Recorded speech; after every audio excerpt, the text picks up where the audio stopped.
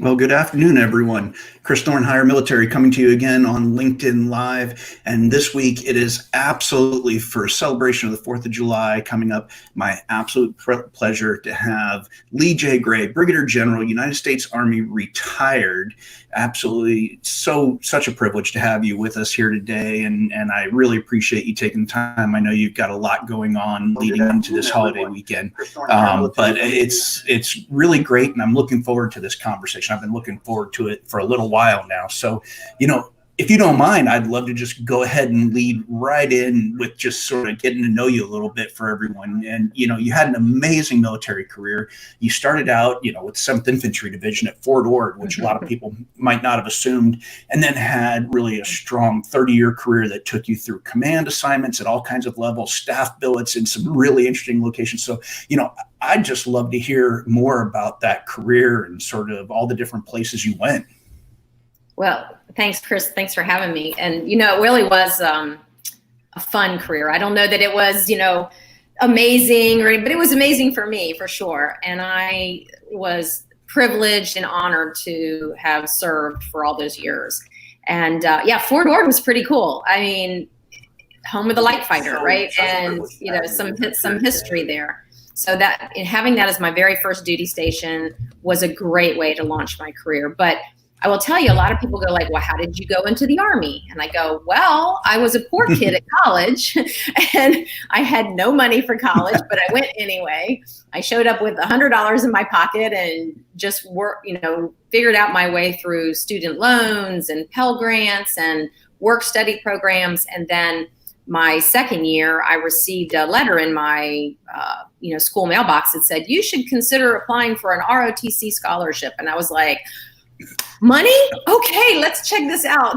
And so I was like, what is this ROTC stuff? And so I spent a little bit of time researching it and then, applied for the scholarship, was shaking in my shoes, not before it was my boots, when I had to interview in front of a whole panel of ROTC professors as well as school professors. And so I feel very privileged that I was awarded a 2-year scholarship. And quite frankly, I'm sure I know that changed the trajectory of where I ended up after graduating. And I didn't really have a definitive plan after I was going to graduate school. So it worked out really well that I was whisked off I actually was commissioned a finance officer. And even though I didn't even take math in college, truth, no kidding, but I did have a really good stellar GPA. And I guess they figured I'm trainable. So they sent me to finance school.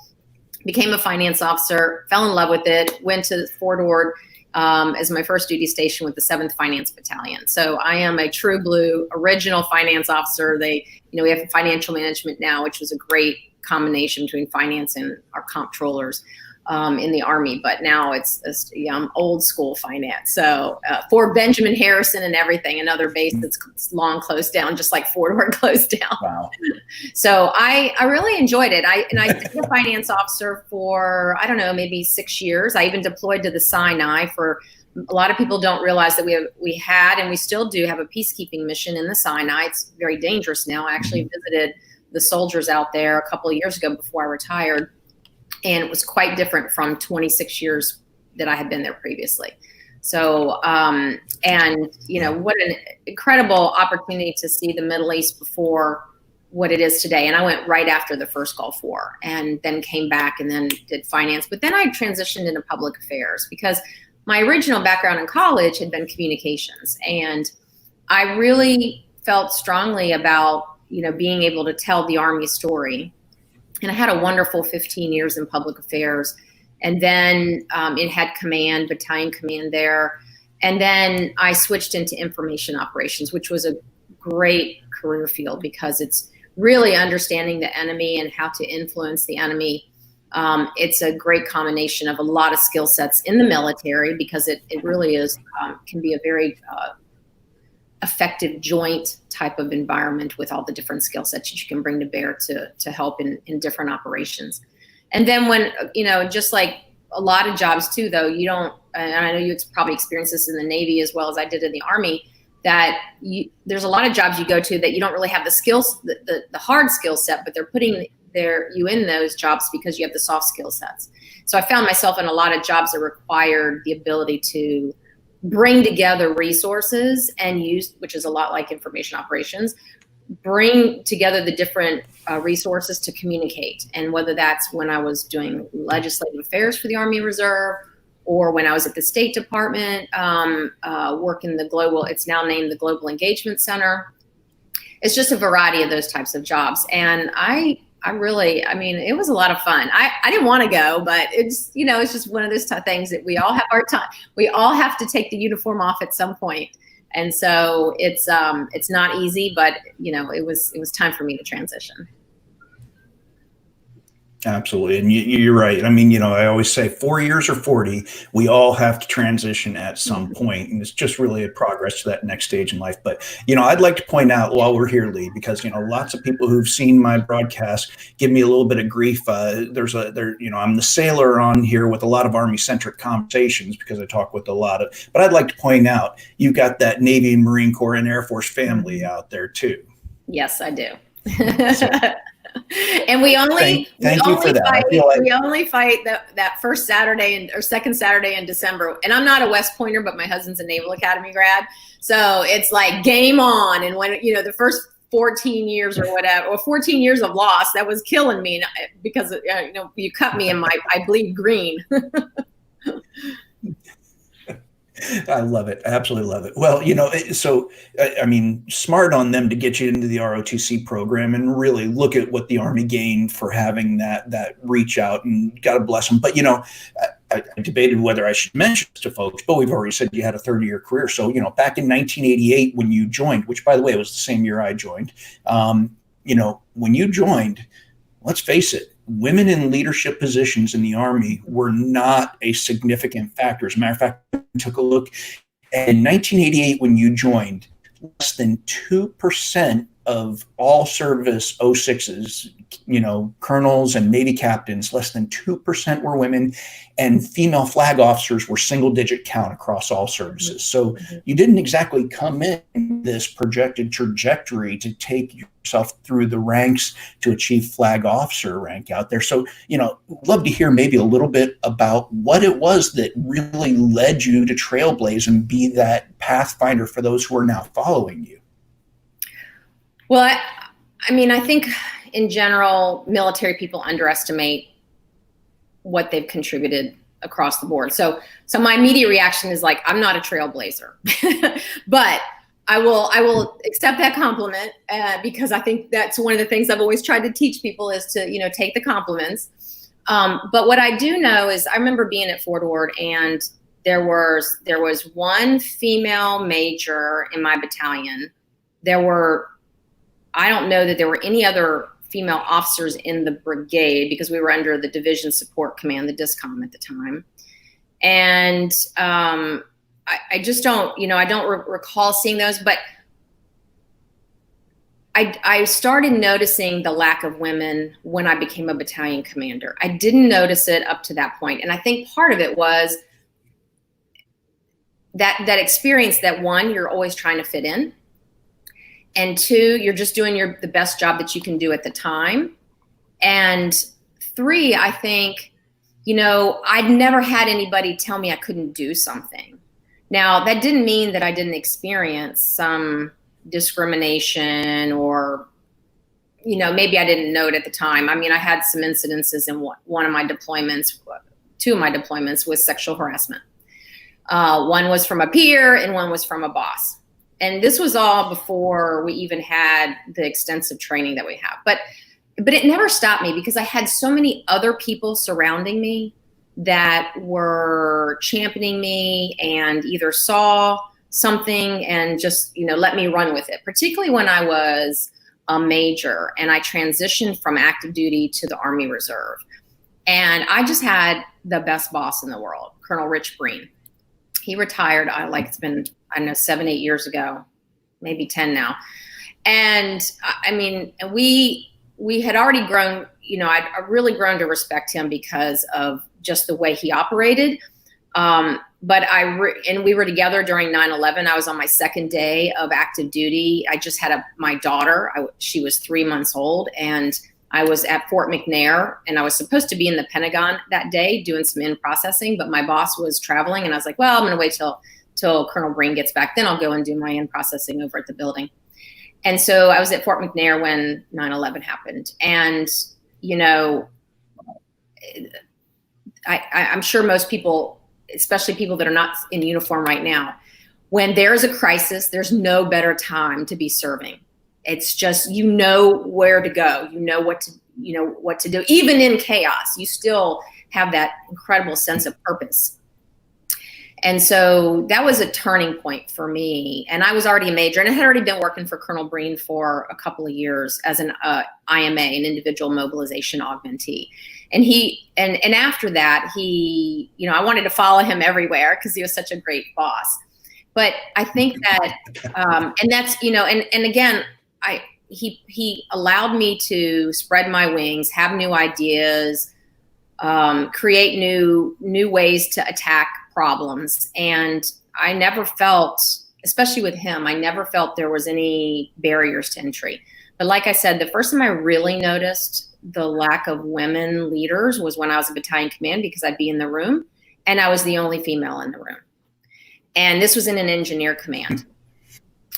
And then it got more pronounced after that as a brigade commander and even as a 1-star. And so I will tell you, I think we still have a lot of work to do. And obviously in today's environment with the racial justice, and these are really important conversations that we need to be having, because I did some of my own study and looked at numbers even when I became a 1-star, and I looked at the numbers from 1995 to 2015, and really the percentage of women in the Army, I can't say across the services, and I have to commend some of the other services because I think the Air Force has done a particularly good job in trying to have a better representation.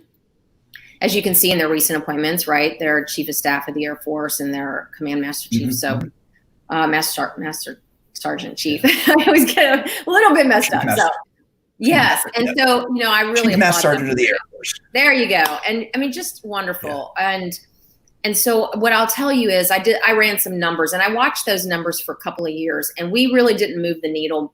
I mean, you can't consider 1% moving the needle, if you ask me. So we went from 14% women in the Army in 1995. And I know this because I actually did my master's thesis, and I had to have that research done. And to 2015, when they finally opened up the rest of the combat arms positions, we were still at 15% women. So, I mean, I'm super excited about the opportunities that are out there for women, but I think that there still are systemic and more unconscious than I think systemic. I don't think it's purposeful. I think it's unconscious. I think it's the way we do things. And so I would offer up that just recently, you know, Secretary Esper had talked about doing away with photos for promotion boards. Well, I would offer up, why wouldn't we do away with the names as well? Because, you know, my name is Leela, but I go by Lee. And the reason I go by Lee and it was particularly in the last decade or so, is because I didn't want to be judged by my name. I wanted to be judged by my merit and by my character. And I mean, I knew it. I knew it was happening, and it's sad. I don't think anybody should have to suffer from that. So I would offer up that, you know, take away the pictures and the names, and then let's see where the chips fall. Oh, and I do want to such an incredible point. I will add. Go ahead, please. You had mentioned single digits for general officers, and again, I can only speak to the Army. I was watching the stats for the last several years and crunching the numbers, and we were at 6% in the Army for women general officers when I was still in uniform. And based on what I kind of still watch all the lists, and I haven't seen a lot more coming in. So, and I know that almost all the 3-stars that I knew at the time, and just some amazing leaders. And, you know, and this doesn't have anything to do with the male, you know, I have had many amazing bosses there too, but they were all but one have retired now. So, and I haven't seen any that I can recall that being recently promoted to 3-star. So we have a little bit of work to do, I think.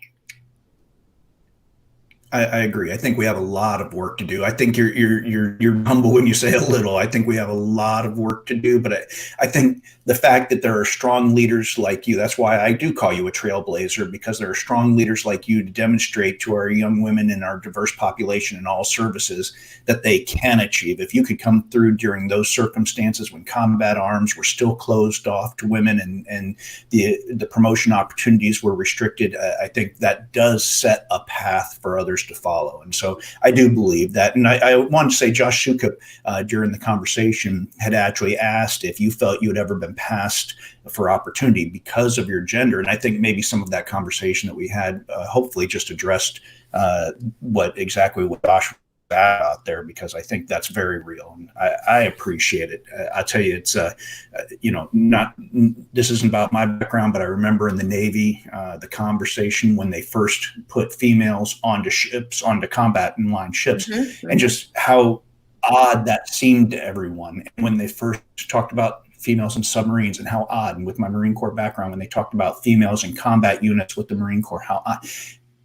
And I think when we talk about a lot of work to do, it should no longer seem odd to think about just another capable soldier, sailor, airman, Marine, Coast Guardsman doing the job that they signed up to do. So I applaud you for really setting that path. Well, Chris, I would say that that whole conversation actually applies even in the corporate world, in the business world. And I know we're going to talk a little bit more about transition and the challenges but I think those same lessons that we learn, we need to take into and actually talk about it with our business partners, because they're struggling with it too, right? So, I mean, that's the conversation right now. It's a conversation that's been going on, maybe I won't say on the periphery, but it's not been as focal point as it is today. And so I think those same, you were talking about, you kind of alluded to, well, younger women can see you in these positions. I think that applies to all. And I think people like yourself, we have to champion those people. So, I've championed male, female, all the people that have worked for me that I know deserve and are, capable of going further. We have to champion them. And I think the hardest part has been, some men championing women and or advocating. I mean, I prefer the term champion, but you do have to put in some skin in the game. You have to be willing to have your capital put in there to advocate for them. And so I've never really shied away from doing that. Maybe it's cost me some from time to time, but I've always, I've never shied away from advocating or championing other people for a job or a position or some level of credibility. That's awesome. That's strong leadership right there, is when you're willing to put your own skin in the game. That's strong leadership. And I love that. And so, okay, you broached the point. So let's go ahead and start talking that transition talk, because that's the real, that's very real here. And you had you transitioned really twice, because you transitioned from active duty to reserve, and then of course reserve to retirement. So, we'd love to hear a little bit about your transition story. And so, how far in advance did you really start planning your position? Was it, there's people out there who plan the day of transition and all of a sudden figure out what they're going to do or don't figure out. There's people who start 6 or 9 months prior when they do TAP, TGPS, or whatever it may be. Mm-hmm. And then there's people who prepare further in advance. Where were you along that sort of scale spectrum there? Well, first I would say I transitioned 5 times because as a reserve soldier, when you come off of active duty, because I did, several active duty tours, you have to go back through TAP again. So I did, and when I first left active duty back in 1997, I was just around 9 years, and didn't have TAP at the time. And I remember, I didn't even know what the reserves were. I didn't even know I was in the IRR. So they put me in the IRR, even though I had completed my service. But I'm glad they did, again, it's just, we learn as we go. The military is no different, right? So I would say though, earlier when I was younger, it probably wasn't, it was stressful because I like when I came out in 97, I knew I wanted to go work in a public relations firm. but they wanted somebody, the PR firms wanted people with PR firm experience and not corporate experience. So I took a little bit of a detour and went to work for a technology company, but I've always found myself like, I like to learn new things. I really, really do. So that company in particular was known for hiring junior military officers, they call them JMOs in the community. And so I went through like a headhunter program and so forth, and kind of like speed dating over 3 days. And I ended up with this one company, and it was actually a startup company. And so I learned a lot about the technology, software business, and then was sort of the start of the web, and where we were, they didn't call it the cloud at the time, but it was internet based. And I also learned a lot about myself. Every job I've had, I've learned a lot about myself as well. And so you learn what you like and what you don't like, what you're good at, what you're not so good at. And, some people say, well, work on your deficiencies. And I would agree to work on some of it, but some of it's just simply not your strengths. And so play to your strengths. I know there's a book out there, Tom Rath, called Strength Finders. And one of my 2-star bosses, when I was a brigade commander, he gave all his commanders those books to read. And I found it very insightful, actually. It kind of turned it upside down. Like, you're always trying to well, you're not good at this, so keep working at it, as opposed to really playing up your strengths. And I think that's an important lesson when it comes to transition, quite frankly, is to really play up your strengths, because you're not going to be, you're not going to be a good fit for everything. And that's the hardest part, I think, about transition, is because honestly, I still miss the service. And when I transitioned from active duty to Army Reserve, I was straight corporate. I actually didn't know I was in the Army Reserve. I didn't know I was in the IRR. And then I was introduced by my former first sergeant to then Colonel Breen, and blah, blah, blah. And I got, I became an IMA. That's how I kind of worked my way back in. But I did realize while I was at the PR firm in DC, and while I loved some of the work, it was very stimulating, exciting. I missed the camaraderie of the uniform. And that's what drove, really had me go back into the reserve. And so I would tell everybody, if you have left the service and you're missing that, think about the reserve component, because it was not even on my radar screen. Again, Fort Myers did a horrible out processing job, didn't tell me anything. And I don't blame them, because it was a long time ago. But I really realize now Schneider's watching today. Yeah, yeah. I hope I don't get anybody in trouble.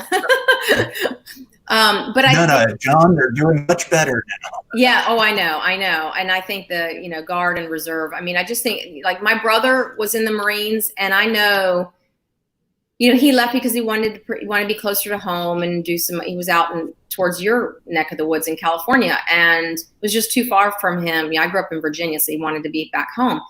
And I know he regrets not going Marine Corps Reserve. And there was a unit in the city close by, so he could have been a reserve. I know he regrets that. And I think, that gives you some of that. But then there's the other flip side. I've had lots of soldiers that have left active duty or left the reserve, and, they've moved on. And I just think that's amazing. And they've found their niches, and they've, made their own way, and they found their community, which I think is an important piece of it. But just in general, I think, transition's really hard. It's hard for me.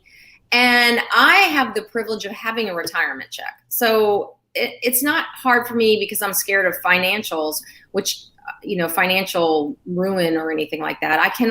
I've been through that though, because when I left active duty, I didn't have a job. I went on terminal leave, and then, was out of a job for a few months, and then found a job. But it was all through networking, which is a big thing that, the reason we're here now is to network and to talk and to share. And so I think that that really plays. And I did, this was pre-LinkedIn. And so I actually picked up the phone and looked up numbers in the phone book and for PR firms. I'm like, hi, my name is so-and-so. I know we don't know each other, but, I would wonder if I could come in for an informational discussion to learn more about the industry. And then they would give me 2 more people to talk to. And so what we're doing on, virtually and through this great LinkedIn program and so forth is, I did do that I pounded the pavement doing that as well, right in Washington, D.C. And it did land me a job. It landed me a job at a crisis communications firm. And then that helped me get a job into the big PR firm that I wanted to work in. You're singing my song. You touched my heart. You hit all the things I love so much. And, I think it's, and what a point. 5 transitions. You're right. With the folks in the reserve going through mobilization, demobilization, that absolutely is true and really an important point. And I think a lot of people just assume that senior leaders, the senior enlisted, the flag officers have these golden parachute easy transitions out there. And I think oftentimes as senior leaders, when we transition, we sort of feel this pressure to uphold that image and make it look like it's all easy. The matter is, transition is tough. Whether you're an E4 or an O10, transition is a challenging time. And I think that's important for everyone to understand that this is a shared challenge. And because it's shared, that means we can all help each other in that transition. And certainly in the civilian, as I call it, the other side of the fence line out here, where our organization, our ability to connect and network and help each other is much flatter instead of the hierarchical organization inside the wire.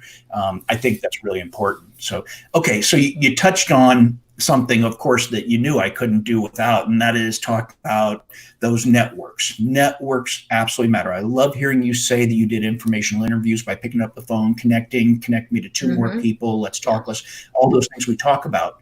So would you say that networks are a key to a successful transition? I mean, I think I know the answer to that. I know that's kind of a softball, but would you say that? Absolutely. Because I was doing the informational discussion day before yesterday, or was it even yesterday? I don't know. You know how it is with COVID now, like all the days completely run together.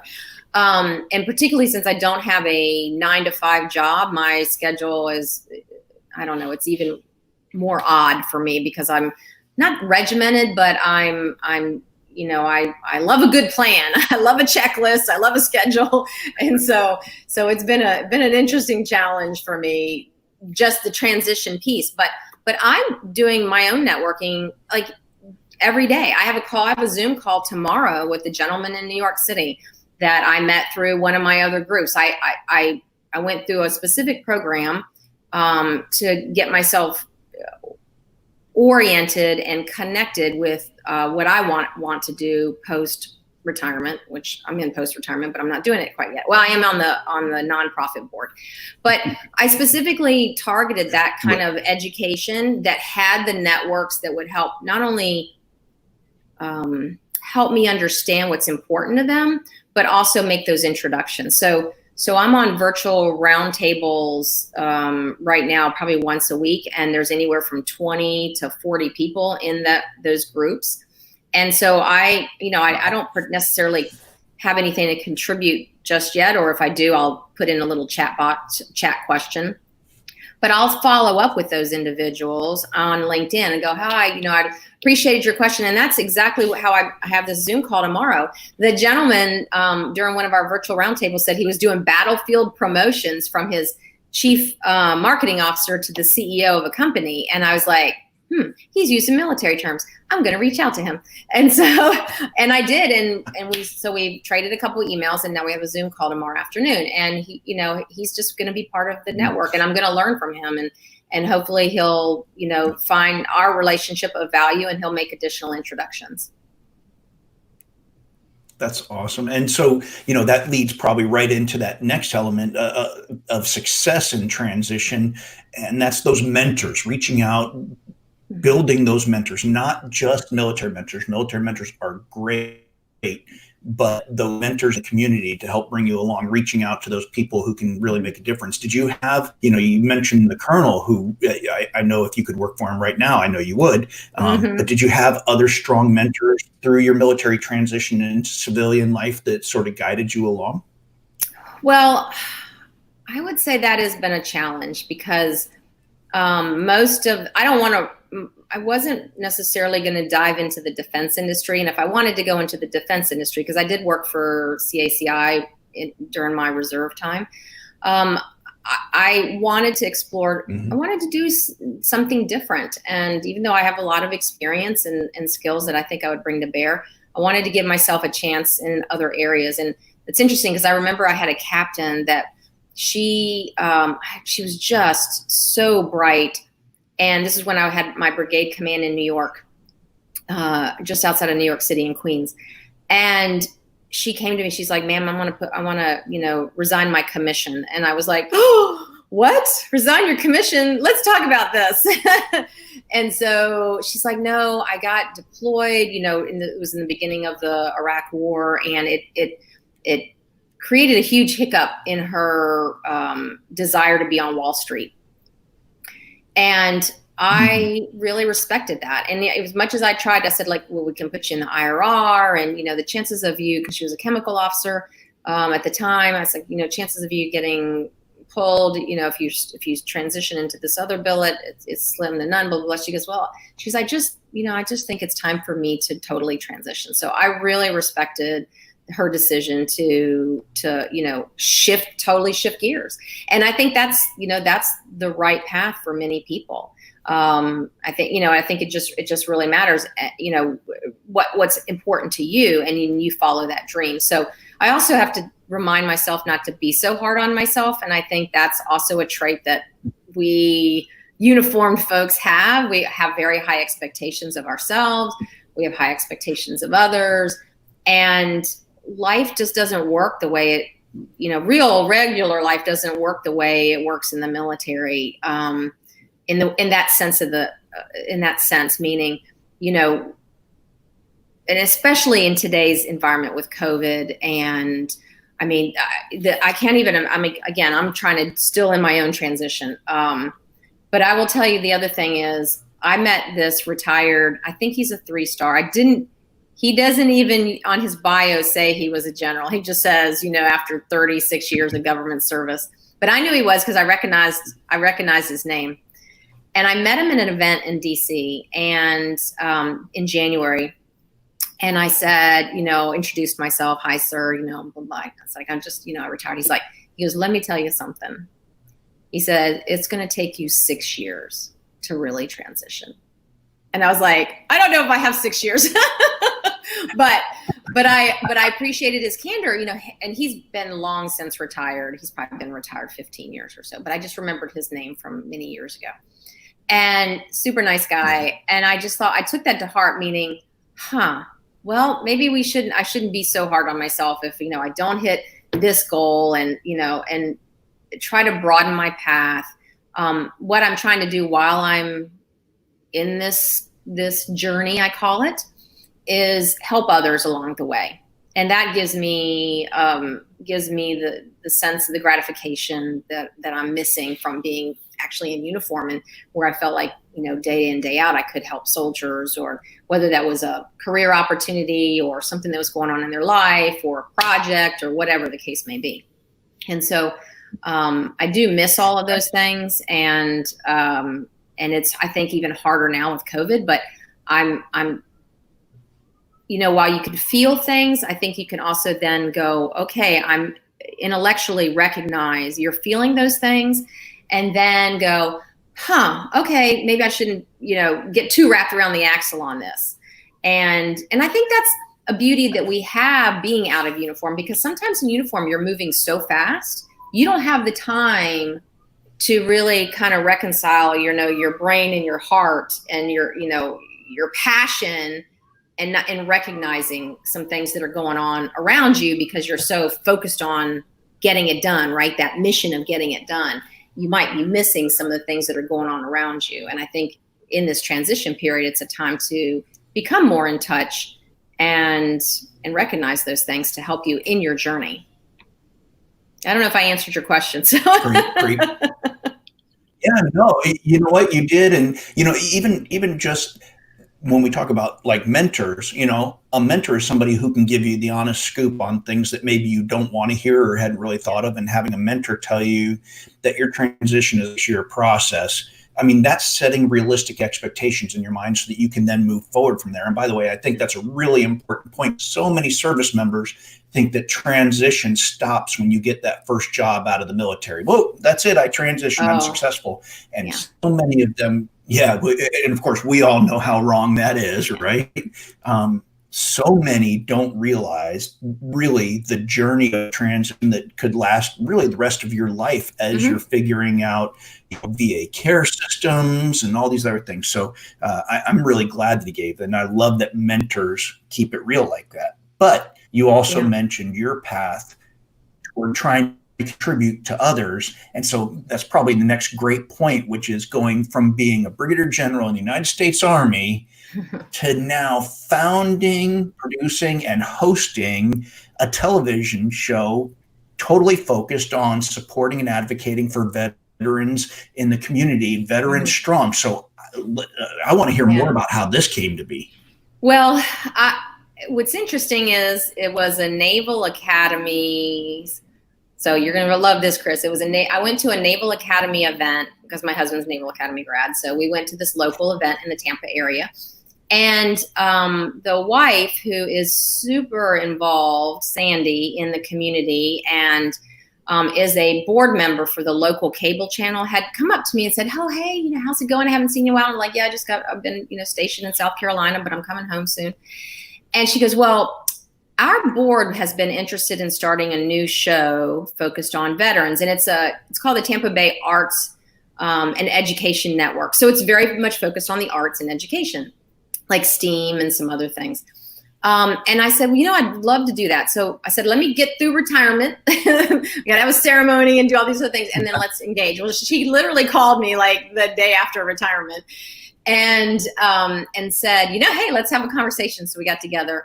And I think initially, again, their board, I think, people have been living in this community. They had a couple of veterans on there, older veterans. And I've been watching and paying attention to LinkedIn and reading stories and watching my own soldiers' stories, right, when they leave active duty, reserve, going back to sometimes no job. So a lot of people think that the reserve soldiers get to go right back to their other job. But if they've been on sometimes it's not a fit anymore. I kind of grew out of the job I had.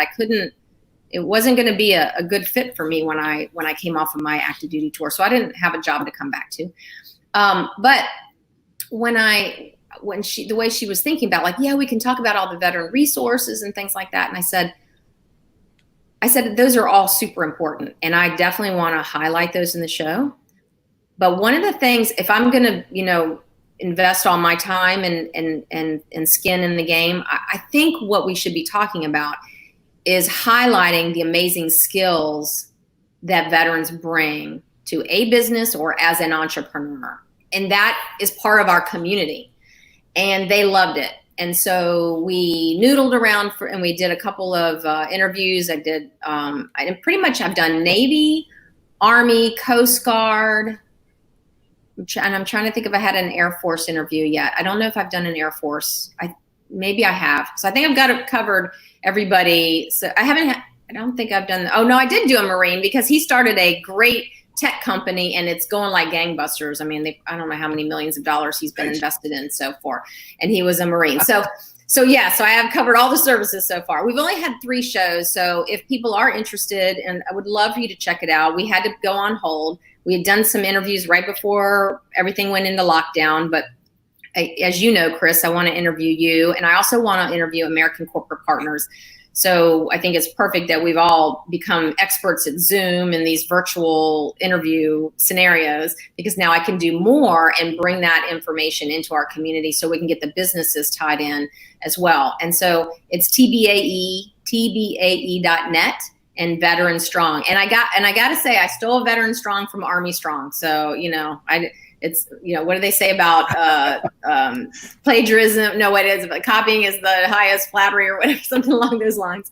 So I just really felt strongly that, they were going to do like Veterans Update. And I thought, I think we can really amp this up and get excitement. And I think when we say the term Veteran Strong, it's absolutely true. And these stories are amazing.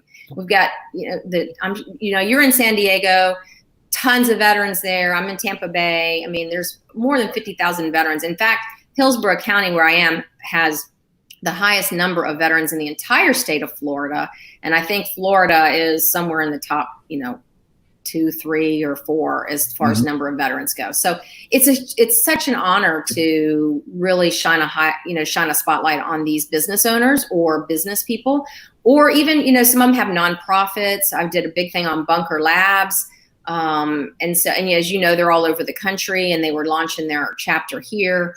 So it's just so amazing to hear their stories. And I do talk about the transition process because I really am trying to send a message to the business community.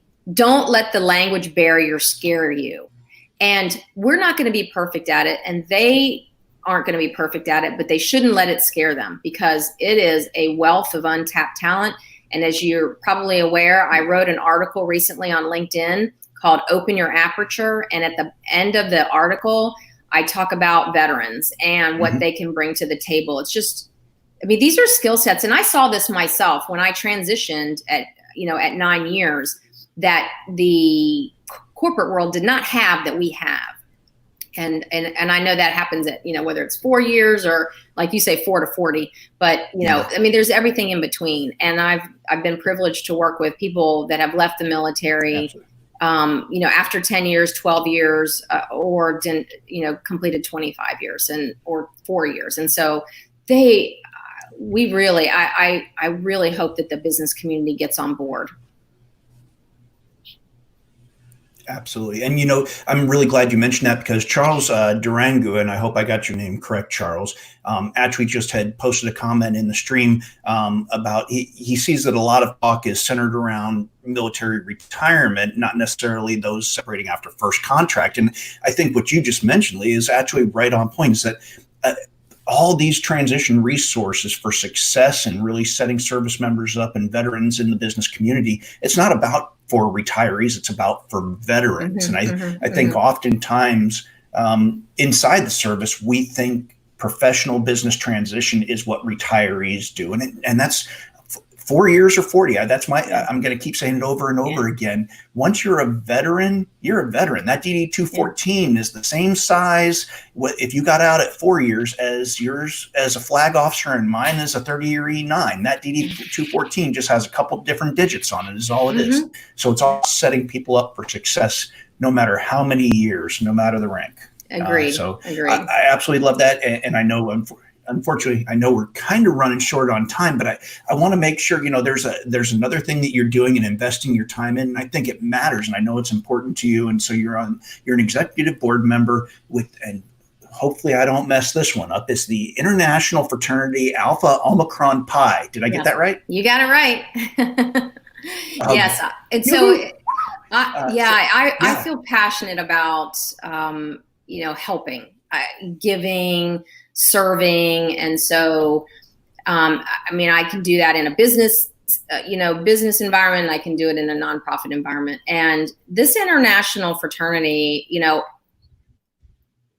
I joined AOPI back when I was in college. And after I went into the Army, I did nothing with AOPI for the next 30 years, but they were always on my radar screen. And they actually interviewed me when for their yearly magazine, or their yearly magazine, back when I was promoted to Brigadier General. And they did a wonderful little story. And, it goes back to what I think people don't realize, and those that have been in a sorority, or I can't really speak for a fraternity because I haven't been in one, but one of the things that I think that is underestimated that women receive in a sorority is life skills.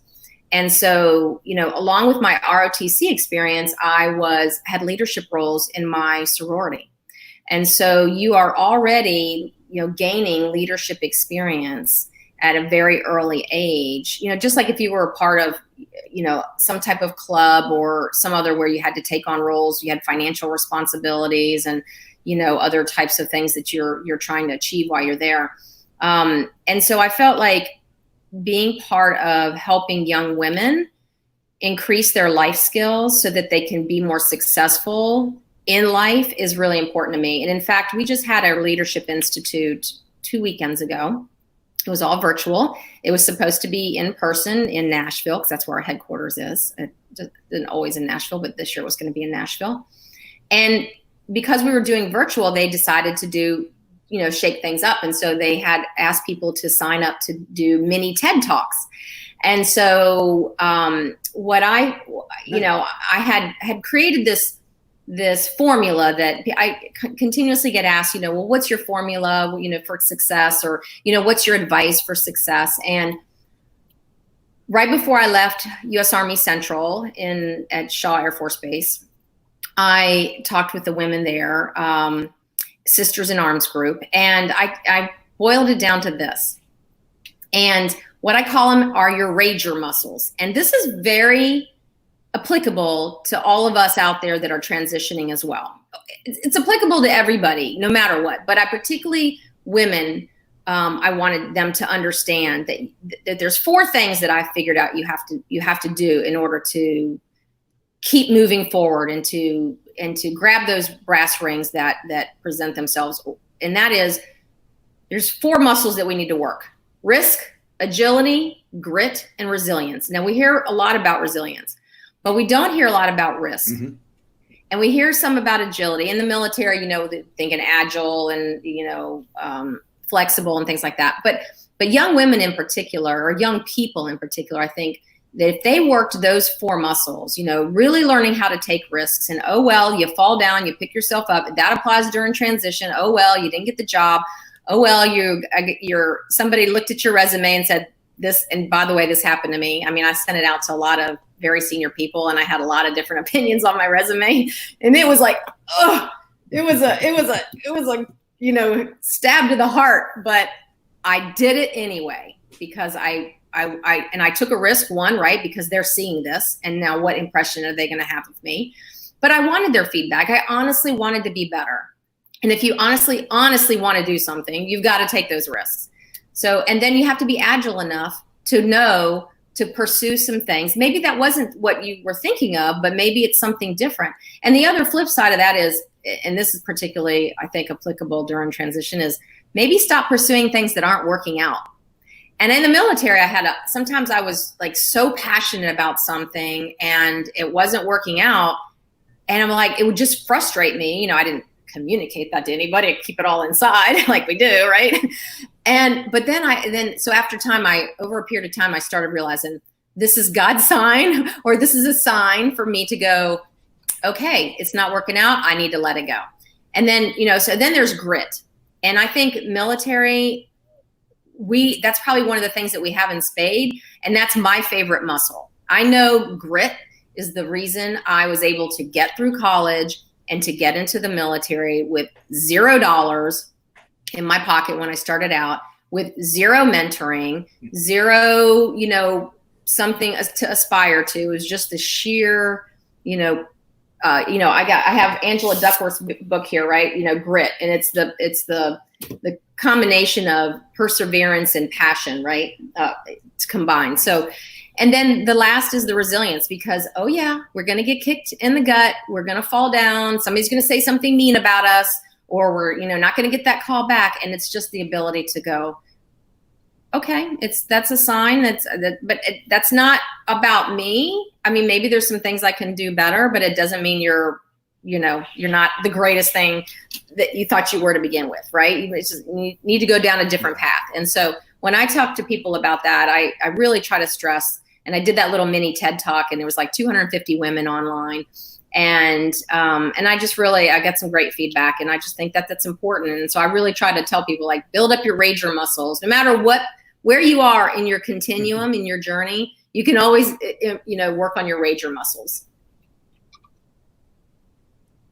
Awesome. I absolutely love that. Now, even as a Navy guy, now I'm going to be having the Ranger muscle conversation going on in my head. So I absolutely love that. And it's there. And you're right. Resilience is so popular as a topic, but that grit, that get-to-itiveness, right? That I'm gonna endure through, I think, is one of the best soft skills that veterans bring to the commercial market. And, I was sort of a little off track. Don Edward Long had posted a question asking about some differentiations between protected and unprotected veterans and programs available for post-Cold War and post 9/11. And Don, I want to tell you, and I know we're breaking up a little bit there. I apologize. I want to tell you, Don, unfortunately, we don't really have time for that one in this topic, but really we're working on some future broadcasts to talk about those. I think that's just, I apologize, but I thought that was a very important one that I didn't want to leave unanswered, and I'd love to talk to Don personally about that. Yeah. But so Lee, I want to keep talking all day, just keep going, because I love the valuable information you're sharing, and I love the fact that we can have this. But hopefully, what we're going to have is a whole bunch of service members, veterans, and community leaders who are going to be tuning in, who are going to be paying attention to Veteran Strong and the people you're bringing on there. I look forward to the opportunity. You're going to have Timmy Cochran on there, and he's just going to own the day with his American Corporate Partners.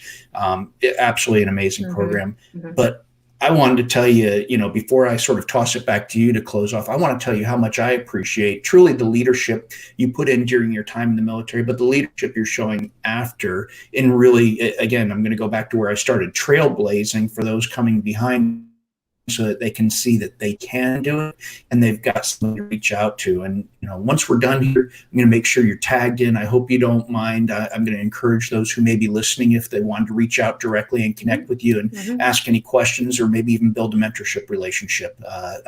I'll tag you in for that, and hopefully they will. But that said, I'm going to stop talking. I'm going to toss it back to you and ask, what sort of closing parting thoughts you might have as we wrap it up today. Well, since this interview is really designed to talk about and connect over transition, I will just tell everybody, don't stop, don't give up. It is hard. It's particularly challenging right now. I'm a people person. I like to walk into a room, shake people's hands, learn where they're from, how many kids they have, and, have a conversation, or what's their passion. And that stopped for a while, and now we've moved it online. So I think that's a wonderful way to keep doing it, and to set up those individual calls. You can find me on LinkedIn. That's absolutely, I would love for people to connect with me on LinkedIn. And if there are things I can, they'll see if I post some things. Sometimes I forward things, job opportunities that people have posted or whatever. But as you know, I support HireMilitary and American Corporate Partners a lot. And the show that you mentioned, I will say it is Tampa Bay focused. But you can stream it. And so we're right now, it's for the veterans in the Tampa Bay area. Be a great idea for if there's people out there that are connected to their local cable, networks, that to go talk to them about starting their own Veteran Strong show, because it's a wonderful way. I think it's a win-win, right? I mean, I really wanted to shine a spotlight on our veterans and what they're doing and how things are going and the resources available. But I also wanted to help the business community truly understand, if they're not looking at the veteran population and creating a good, strong veteran pipeline, they're really missing out. And I'm hoping that my journey leads me to be on corporate boards, public or private, that I can help influence that pipeline as well. And I can help educate them and point them in the right direction, whether it's through programs like yours, with HireMilitary, or particularly American Corporate Partners. I was asked to go speak at Boston Scientific some odd months ago and made the introduction for ACP to Boston Scientific. It took them a little while to get up and running, but from what I understand, and they were big veteran supporters anyway. I think it's one of the reasons they asked me to come speak at their leadership seminar. But it's a mission, and I think that's important, and I'm enjoying that mission. At least it keeps me connected and feeling fulfilled, and will continue to do that, both from the veteran perspective and from women, from having those opportunities for leadership positions as well. So it's exciting time, actually, I think, in the world right now. Well, I thank you so much. I couldn't agree more, and I think you're doing amazing things. I look forward to seeing you in those positions to advocate and educate and keep bringing them along. So thank you again for the time to get today. This is, ladies and gentlemen, Lee Gray, Brigadier General, United States Army, retired, amazing career, but truly an amazing veteran leader. It's been my privilege to get to talk with you today. And, I look forward to seeing all of you Thursdays, 1 p.m. Pacific, 4 p.m. Eastern. We're going to keep bringing back business and veteran leaders to talk about your successful transition. So hopefully we'll see you all soon. I hope everyone has a great weekend. Happy 4th of July to everyone. Thank you for all that you do. Same to you, Chris. Thank you.